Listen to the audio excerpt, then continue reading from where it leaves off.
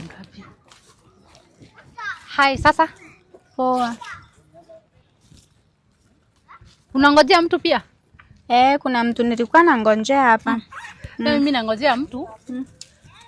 Kuna mtu nafaa kumiti na yeye. Na sasa nashangaa ni kama ametelewa na 5 minutes hivi. Si unaweza tuka hapo chini umngonje. Ama nikusongea hapa. Unaweza nisongea? So unaitwa nani? Mimi naitwa Mukami. Mimi naitwa hivi. Unaona mimi nimetoka Murang'a. Acha nikwambie. Unajua kwetu ni kusupu, ni ku green.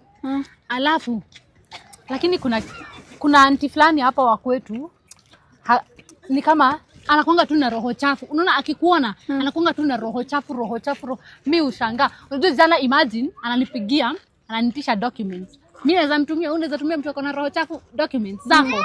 Maybe anataka kuniroga. Unajua venye kuna kwanga na wachawi ushago. Kwa hiyo anti yako ni mchawi ama? Ni kama anatumianga witchcraft.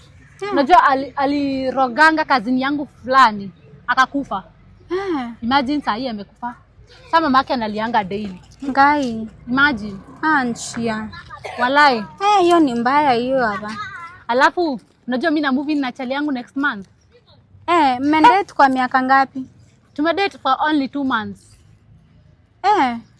Lakini wewe chali ananipenda. Alafu akona pesa. Akona pesa. Alafu nyumba yake. Sasa wewe unampenda ama unapenda pesa yake?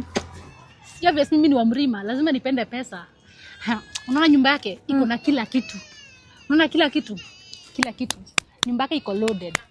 Sasa mimi nauliza nitamove in saa ngapi?